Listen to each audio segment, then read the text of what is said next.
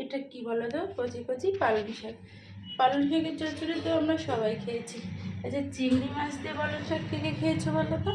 আজকে আমি রান্না করবো চিংড়ি মাছ দিয়ে পালং শাক।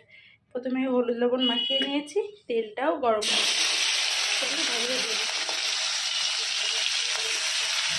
চিংড়ি মাছগুলো ভাজা হয়ে গেছে, ওটাকে তুলে দেবো।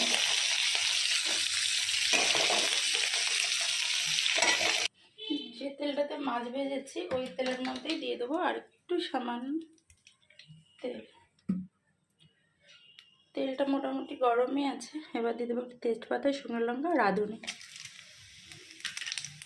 ওই ফোড়নের মধ্যেই দিয়ে দেবো রসুন, দিয়ে দেবো দুটো কাঁচা লঙ্কা।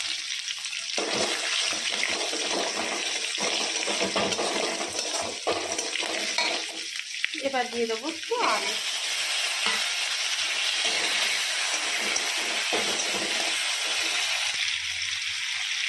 দিয়ে দেবো পরিমাণ মতো লবণ, দিয়ে দেবো হলুদ। সমস্ত মশলাগুলো আলুর সাথে কষিয়ে নেবো, ঢাকা দিয়ে দেবো 2 মিনিটের জন্য। আলুটা সুন্দর সিদ্ধ হয়ে গেছে, বেশ ভাজা ভাজা হয়ে গেছে। এবার আমি দিয়ে দেবো যে কচি কচি পালং শাকগুলোর সাথে এবার কষিয়ে নেব।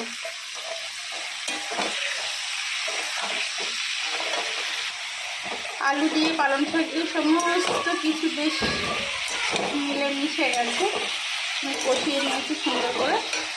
এবার যে চিংড়ি মাছটা আমি ভাজা করে রেখেছিলাম, চিংড়ি মাছটা দিয়ে দেবো। চিংড়ি মাছটা দিয়েও সুন্দর করে শাক বেশি ঢাকা দিয়ে রাখলে না কালারটা নষ্ট হয়ে যায়। একটু বেশ না ঢেকে রান্না করলে শাকের সবজির যে কালারটা সেটা বেশ সুন্দর থাকে।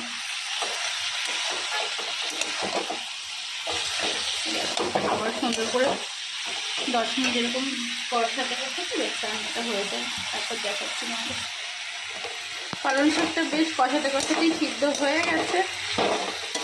আর 2 মিনিট আটকে রেখে নামিয়ে দেবো। ব্যাস রেডি। এবার দিয়ে দেবো সামান্য একটু স্বাদের জন্য মিষ্টি। ব্যাস রেডি হয়ে গেছে, এবার নামিয়ে দেবো।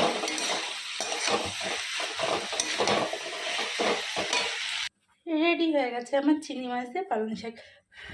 এটা তোমরা বাড়িতে ট্রাই করে দেখতে পারো, ভীষণ টেস্টি, আমার ভীষণ ফেভারিট একটা রান্না।